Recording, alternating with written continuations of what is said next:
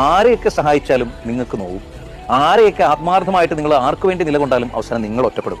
ഏറ്റവും മനസ്സ് തുറന്ന് നിങ്ങളെ സ്നേഹിച്ചാൽ നിങ്ങൾ ഒറ്റപ്പെടും അല്ലെ? അങ്ങനത്തെ ഒരു വല്ലാത്തൊരു സങ്കടകരമായിട്ടുള്ള അവസ്ഥയിലേക്ക് പലപ്പോഴും കടന്നു പോയിട്ടില്ലേ? ഞാനതെ മിക്ക മനുഷ്യരും അങ്ങനെ തന്നെയാണ്. എന്തുകൊണ്ടാണെന്നറിയോ? നമ്മുടെയൊക്കെ ഹൃദയം അത് വിശാലമായതുകൊണ്ടൊന്നുമല്ല, അല്ലെ നമ്മൾ ഒരുപാട് ചിന്തിച്ച് പ്രവർത്തിക്കുന്നുണ്ടല്ലോ. നമ്മൾ അങ്ങനെയാണ്. നമ്മൾ വളരെ സാധാരണക്കാരായിട്ടുള്ള പാവപ്പെട്ട മനുഷ്യരാണ്. ഈ പാവപ്പെട്ട മനുഷ്യർക്കുണ്ടല്ലോ ഈ ലോകം പറഞ്ഞിട്ടുണ്ടോ, ചാണക്യ ഒരിക്കൽ പറഞ്ഞ പോലെ ഒരു ഇച്ചിരി വളവുള്ള മരങ്ങളുണ്ടല്ലോ മുറിക്കപ്പെടില്ല. നേരെ നിൽക്കുന്ന മരമാണ് മുറിക്കപ്പെടുന്നതെന്ന് പറയുന്ന പോലെ ഒരു ഇച്ചിരി വളഞ്ഞ് പുളഞ്ഞൊക്കെ നിൽക്കുന്നവർക്ക് വേണ്ടിയിട്ടുള്ളതാണ് ഈ സമൂഹം.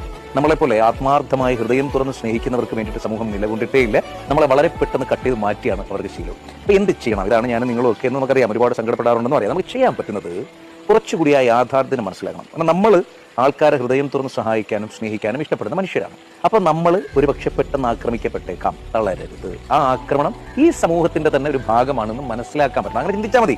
വേറെ എവിടെ അത് പറഞ്ഞോട്ടെ, അല്ലെ അവർ കല്ലെറിഞ്ഞു